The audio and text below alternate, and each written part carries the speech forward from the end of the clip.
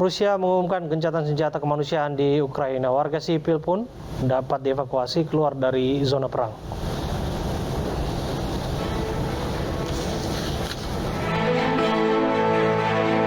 Rusia mengumumkan gencatan senjata kemanusiaan di Ukraina Rabu pagi. Langkah ini memungkinkan warga sipil untuk dapat dievakuasi keluar zona perang. Gencatan senjata dimulai pada 10 pagi waktu setempat.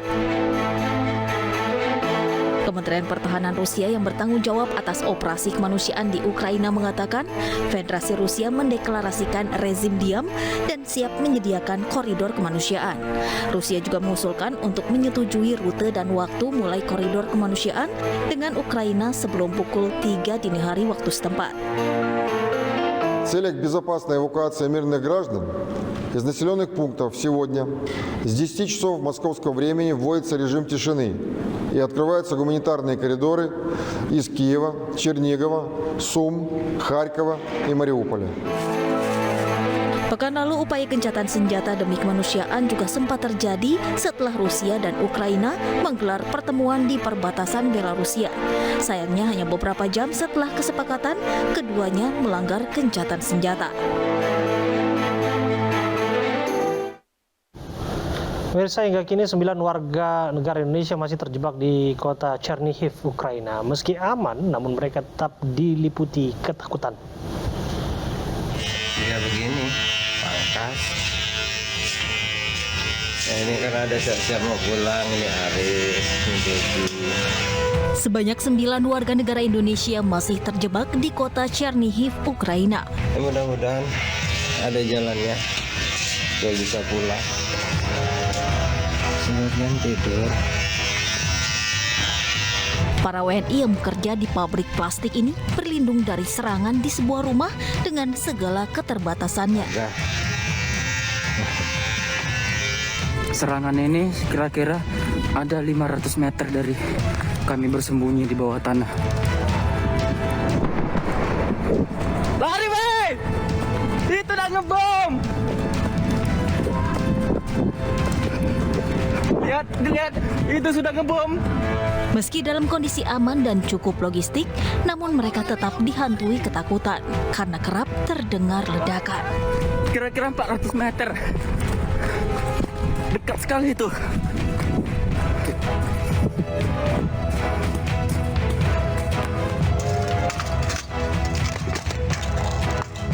Sesekali mereka pun memantau keadaan sekitar untuk mewaspadai adanya serangan tentara Rusia.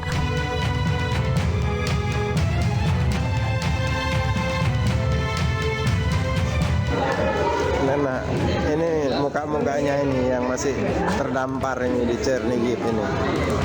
Besar harapan mereka pemerintah bisa segera mengevakuasi mereka ke tempat yang lebih aman. Terlebih, keluarga para WNI tersebut juga cemas, berharap mereka bisa segera pulang ke Indonesia.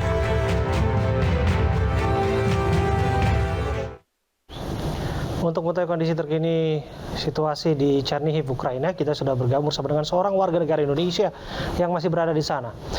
Iskandar, Assalamualaikum, selamat malam waktu Indonesia, ya, Bung Iskandar. Ya, Mas Abraham. Ya, Bung Iskandar, kami ingin tahu posisi Anda saat ini sedang ada di mana dan bagaimana keadaannya? Suaranya agak kecil, Mas, tapi posisi saya ini sedang ada di dekat ruang kantor. Ini ruang kantor di atas tingkat 2 di sebelah mes, gitu, Mas, sebelah mes saya. Oke. Artinya bahwa masih ada di lokasi pabrik plastik, betul demikian? Iya, benar sekali, masih di sini. Oke. Keadaan 9 orang Anda bersama dengan teman-teman Anda seperti apa sekarang? Keadaannya alhamdulillah masih baik, Mas. Ya, gimana ya? Sebenarnya kami dalam segi makanan itu cukup karena disuplai sama direktur perusahaan. Cuman dari segi psikologis kita itu merasa tertekan banget gitu. Maksudnya walaupun enak kita makan, ada pun kita makan rasanya ya gimana gitu. Nggak berasa gitu yang ada ketakutan yang menghantui, begitu ya?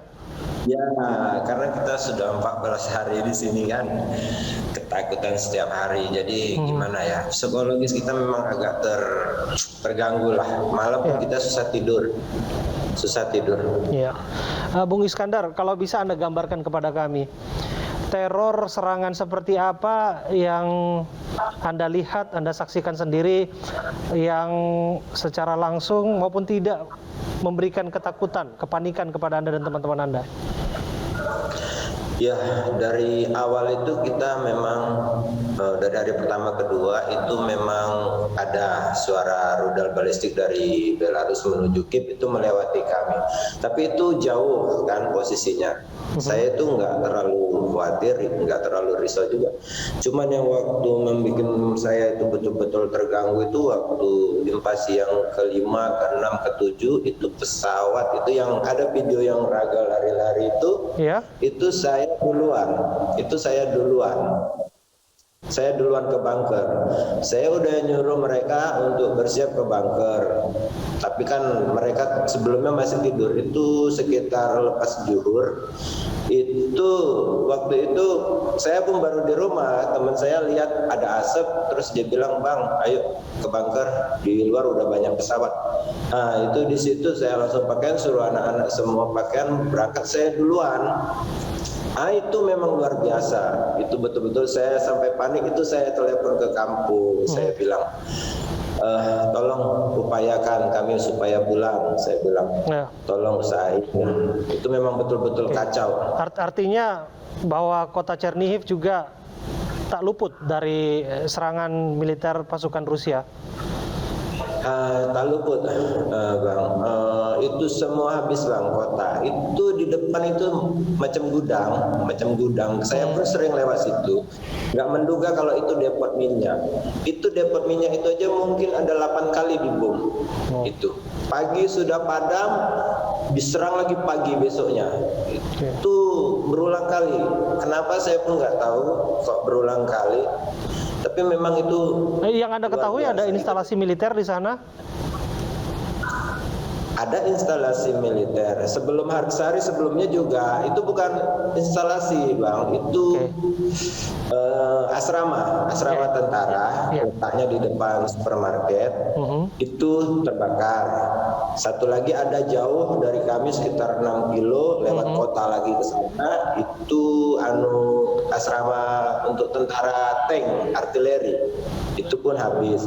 Kalau instalasi militer nggak banyak di sini, Bang.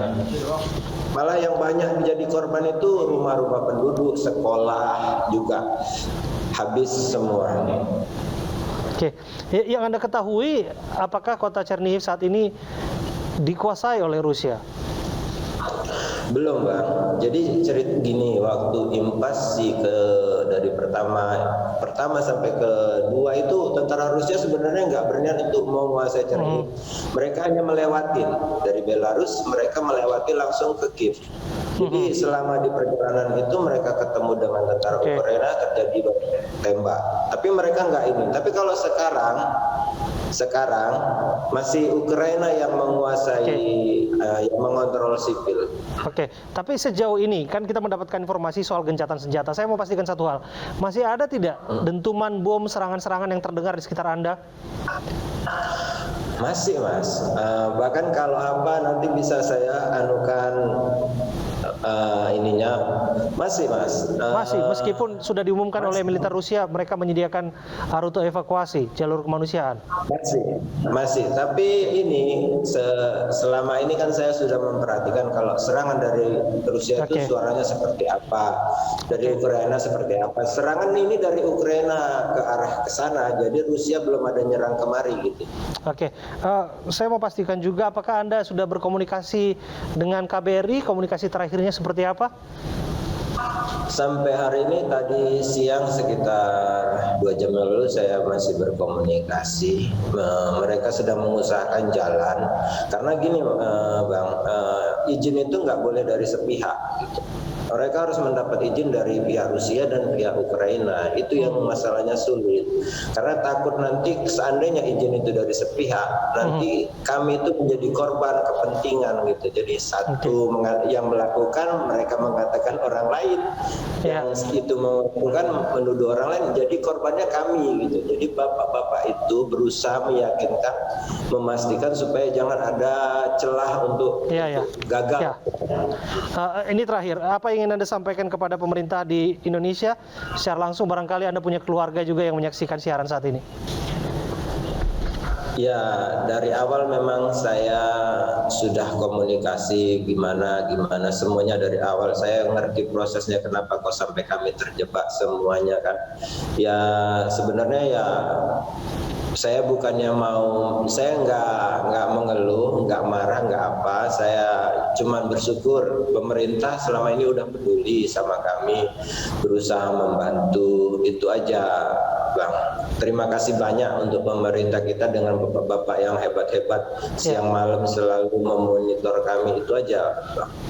Oke, semoga keadaan Anda dan teman-teman di sana sehat semua dan aman selalu. Tetap utamakan keselamatan untuk teman-teman yang ada di sana. Terima kasih, Bung Iskandar dari Chernihiv, Ukraina.